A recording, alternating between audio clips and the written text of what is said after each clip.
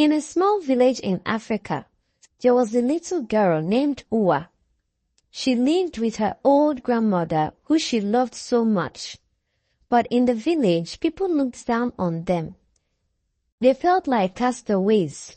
The villagers treated them like they were casted out because they had a condition known as vitiligo. But you see, the villagers had no idea what it was called. They viewed this skin condition as a curse, a mark of punishment for their past sins. They had never seen anything like that before. Even the healers in the village had no idea how to treat it, but unknown to them, this condition had no cure. Uwa and her grandmother continued to live their lives, ignoring the villagers. Each time they passed the villagers, some said they had leopard skin. Some even said they were chameleons, while some children would point and stare at them, shifts away from them for fear of being contaminated by this condition. Uwa had no friends. Because of this, her grandmother was her all.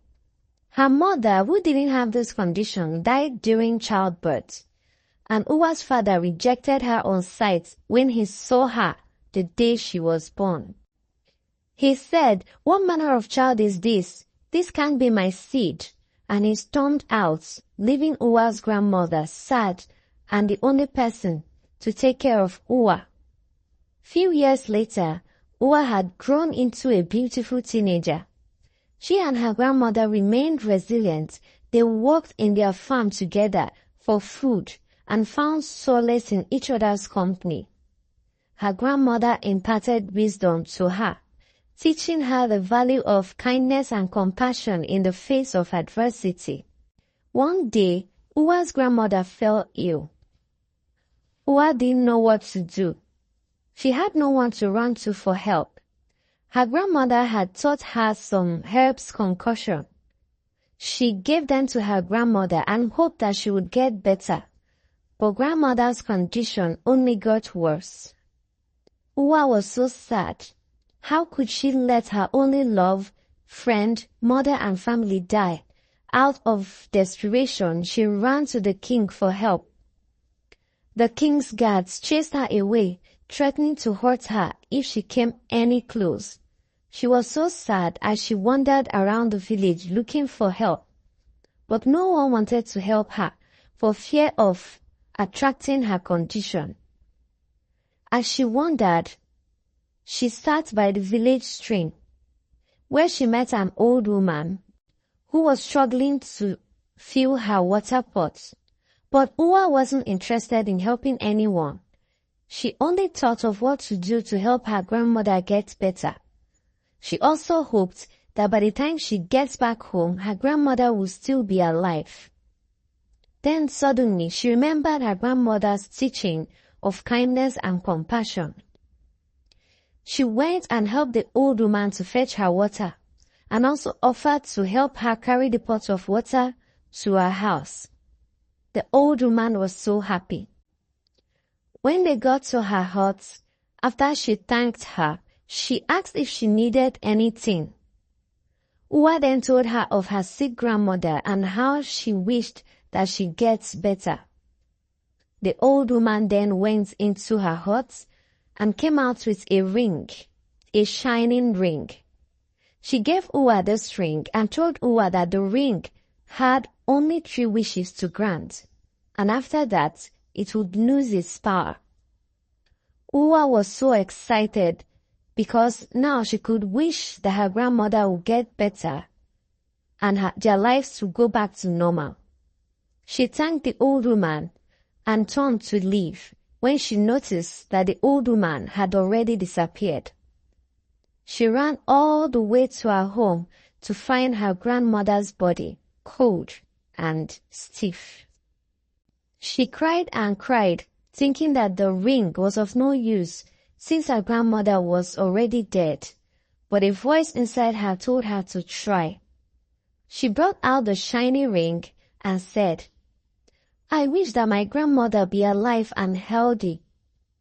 Suddenly, her grandmother, who she thought was dead, coughed and sat up on the bed, looking healthier than ever. Uwa cried in happiness as her only love and hope had regained her health. She narrated to her grandmother of how she met the old woman at the stream that gave her the ring she used to save her grandmother's life. Days passed, and news went round the village that Uwa had special powers for restoration. They also knew it could only be some form of powers that restored her grandmother. Later that year, the rains that nourished the soil had failed to come, and the once green fields turned to dust under the relentless sun. Famine and drought had taken a hold, casting a dark shadow over the village. As the drought worsened, the villagers grew desperate. Their food supply dwindled, and sickness began to spread. This famine and drought also affected Uwa and her grandmother. They had no one to run to for help. Hunger had started to deal greatly with them. Then they remembered that Uwa had 2 wishes left in the ring that the old woman at the stream gave them. So after some thought, they decided to wish. They wished that their farms began to yield crops for them to eat, and that they had enough to eat until the next season. And just like that, they had food to eat so much that the news spread round, and the villagers became jealous and envious. When the king heard of this, he called a meeting with his elders in the village. They all agreed to seek out Uwa and her grandmother for help, because they had tried every means to find a solution to this drought and famine. Uwa and her grandmother were surprised to see the king and his men one morning. The king asked them for forgiveness and for help to save the kingdom from drought and famine. Uwa was upset and disappointed. "My king, if famine and drought hadn't come upon our land, you would never consider us. Please, we can't help you and your people. We are castaways, remember," Uwa said angrily and in tears, not fearing that she was in the presence of the king. To her surprise, the king, out of shame, begged for forgiveness. Her grandmother reminded her to be kind, and also that they shouldn't pay evil with evil. Uwa thought and said to the king, "What would we get in return if we offer you our help?" The king asked them to say whatever they wanted and it would be granted. "We want to stop being treated like castaways," she said amidst tears. "We want to live like the normal villagers." Immediately, the king passed a decree. Uwa and her grandmother went in and used the last wish they had in the shiny ring, and wished that the villagers' farmlands be filled with plenty of crops. The next day, the villagers woke up to see their farmlands yielding crops. The news spread round the village. They all heard of the king's decree. Anyone who treated Uwa and her grandmother as castaways was to be punished and banished from the village. The villagers celebrated them and thanked them with plenty gifts. Uwa was so happy as she started to gain friends who would come around to play with her and also help her with some chores.